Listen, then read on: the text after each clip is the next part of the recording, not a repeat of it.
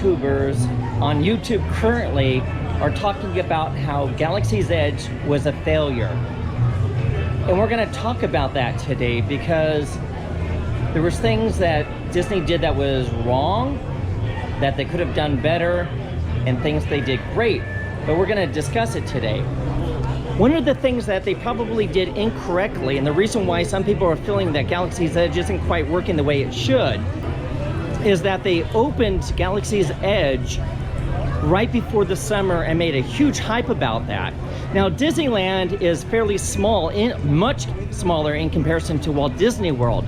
One of the problems with Disneyland is you have two parks there. You have Disneyland and you have California Adventure.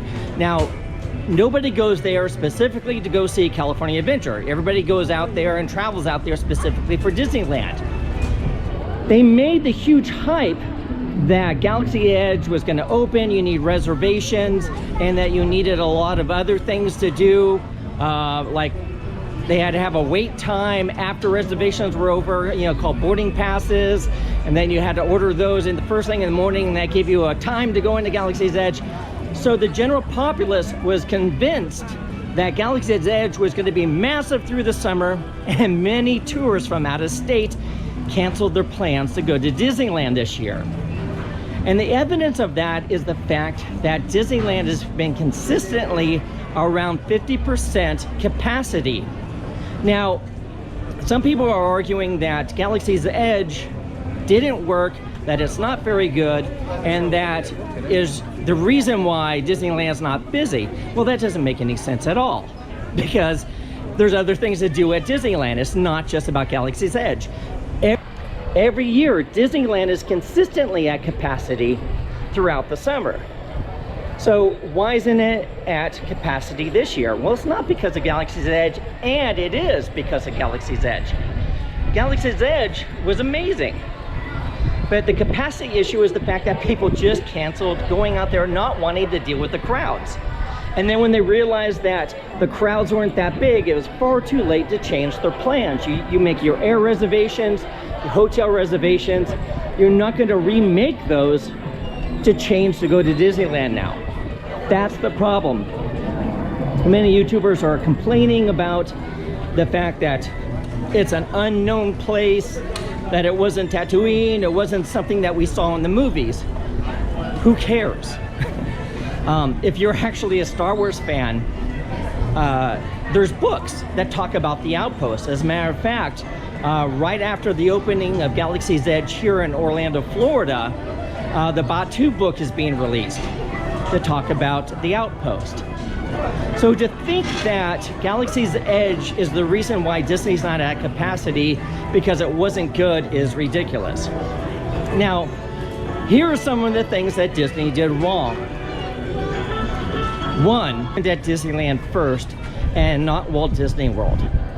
Walt Disney World is capable of handling that type of a situation better because of the size of Disneyland, but also that there's other parks for people to go to here in Walt Disney World. Now, the concern is well, you know, if Disneyland wasn't at capacity, Walt Disney World's not going to be able to handle it at all. Well, that's not true. I was here for the opening of Toy Story Land, and the cast here and the management handled that brilliantly. It still took you over 5 hours to get into the park on standby, but the way they handled it and the way they organized people was spectacular. So you have to give props for that. And if you watch my opening day video of Toy Story Land, you'll see that I mentioned that in there. The reason why Walt Disney World should have opened first is that if they thought the crowds were going to be huge here, people would not cancel their overall experience of coming out to Walt Disney World because of all the other parks. There's 4 parks with ample rides and locations, and the most popular of the parks is Magic Kingdom anyhow, not Hollywood Studios. Aside from the 4 parks, there's 2 water parks, there's the golf course, all kinds of other things to do, downtown Disney and so forth. So there was no reason for anyone, and there will not be any reason for people to not come here, because if Hollywood Studios is just packed beyond capabilities, as much as people want to go see Galaxy's Edge, they are going to actually go and see other parks. They're going to go to Animal Kingdom and see Pandora. They're going to go to Magic Kingdom and ride the rides there. There's so much other things to do. It's not necessarily a killer here. Over at Disneyland currently, being that the park is less than 50% or around 50% capacity, it's still really busy. I found when I went there, and I'll show a clip here in a minute, that when the park opened, there was a mad rush to Galaxy's Edge. So that most of the people coming into the park went straight over to Galaxy's Edge, and it wasn't horribly crowded. People are like, oh, it's a ghost town, nobody's going in. Completely false. That's, you know, that's ridiculous. I have been there twice now, and it's definitely not a ghost town. Is it as busy as anticipated? No.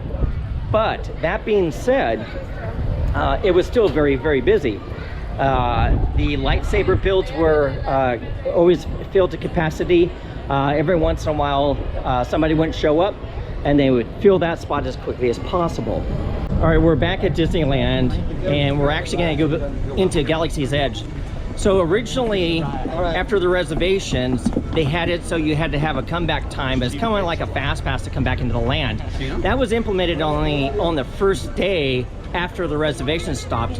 And since then, they haven't really had to do it. But as you can see around me, there's still kind of a crowd. Disneyland just opened up and people are rushing into Galaxy's Edge. The second thing that Disneyland didn't do correctly, in my personal opinion, of how they handled the previews, the reservations to see Galaxy's Edge prior to actually opening day, or even actually after opening day, you had to have a reservation to get in, and that gave you a 4-hour time period to enjoy Galaxy's Edge, and it was absolutely packed.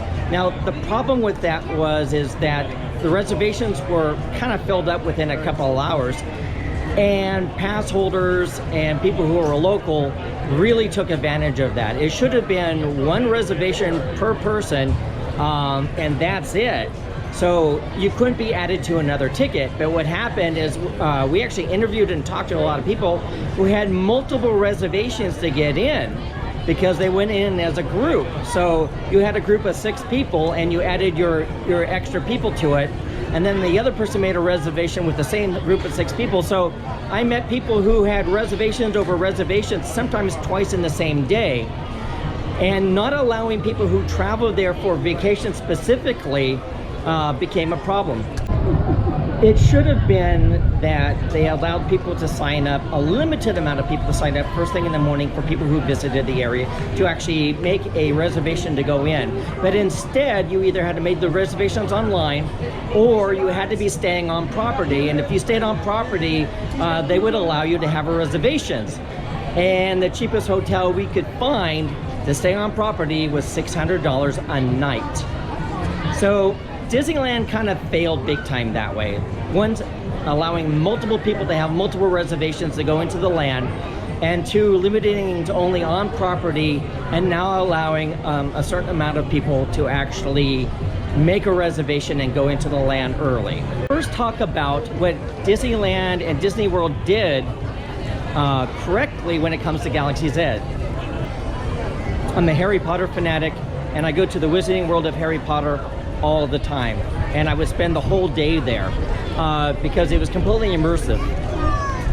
Galaxy's Edge is even more so. It's astounding.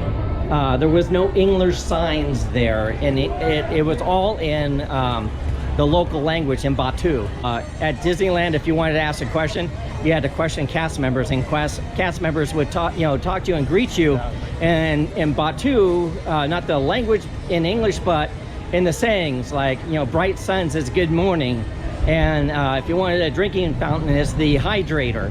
And that was really cool because you were immersed in a new world and a new location.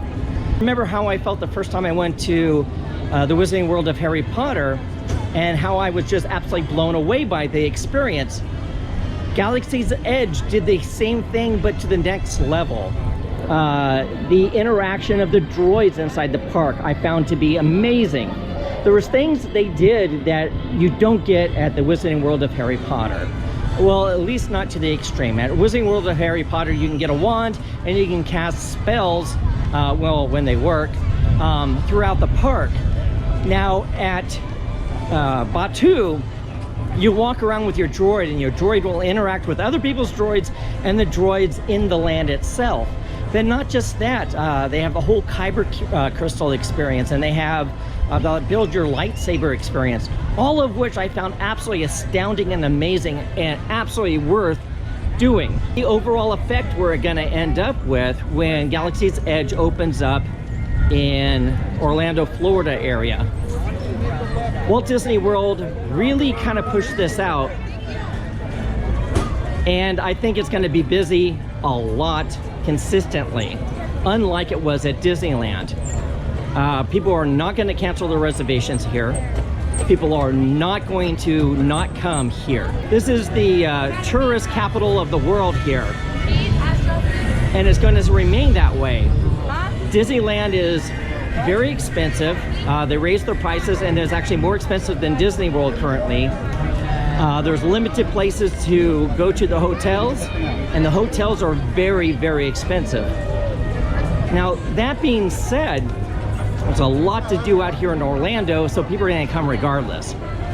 And if the crowds here are light at Batuu, at Hollywood Studios, I guarantee it's going to fill quickly. I don't ever see it, not for a long time at least, dropping down and not being very active here and very crowded. Let's recap a little bit. Many YouTubers have been saying that Galaxy's Edge is a failure, mostly because it's not very immersive. It's not recognizable as any Star Wars thing you've ever seen in any of the movies, and it's not very immersive, and all of that is baloney. Absolutely ridiculous. But this is really just my opinion. But when it comes down to it, the reason why Disneyland has lower than capacity is not because of Galaxy's Edge being a failure, it's because people expected huge crowds and chose to ignore those crowds and go someplace else. That's the only reason. Now, is that going to happen here in Orlando, Florida? No, there is no way. You know, if you only have one park to go to and you think that park's going to be mobbed to the point where it's going to be unfun, you're not going to go there. Most people go to Magic Kingdom anyhow and not Hollywood Studios, and you also have the 3 other parks to go to. It's going to be busy regardless. Don't expect the capacity to change.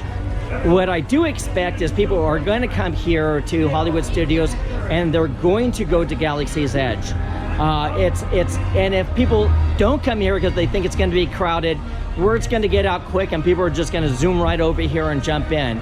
It's a simple bus ride or drive over from any of the other parks.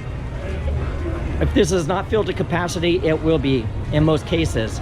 One of the YouTubers I saw was saying, how is it that Hagrid's Motorcycle Ride can open up and be a 10-hour wait its first day, and then be consistently an over 2-hour wait even today? Well, that's simple. That's an epic roller coaster. It's amazing. Look for my video on things you have to know about Hagrid's roller coaster before you ride, and you can see what I'm talking about.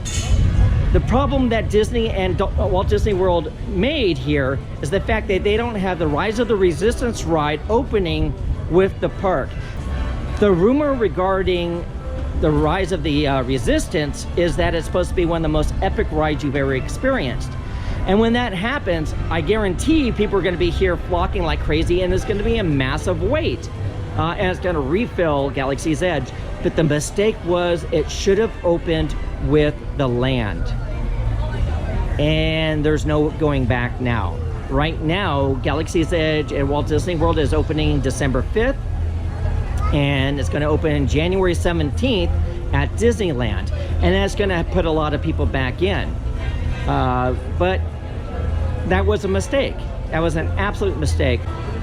So my predictions are that when Galaxy's Edge opens up here in just a week or so, it's going to be huge and it's going to be busy. There's no way this is a failure. This is the most immersive experience I've ever seen. And I'm not the hugest of Star Wars fans. I've seen all the movies. I've read several of the books because the books are really, really interesting. And a side note, some of the best Star Wars books out there are written by Michael Stockpool.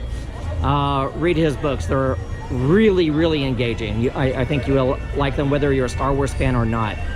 But overall, when it comes down to it, the land is designed to be a standalone outpost, and I feel that it succeeds very, very well at doing that.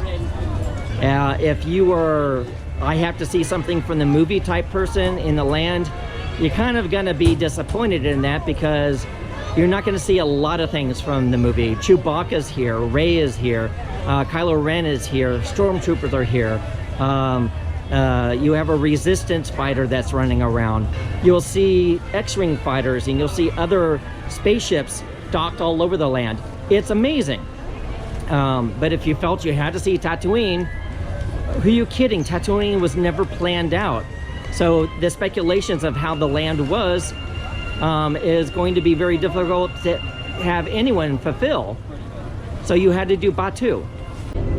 Like and subscribe to the Orlando Wizard.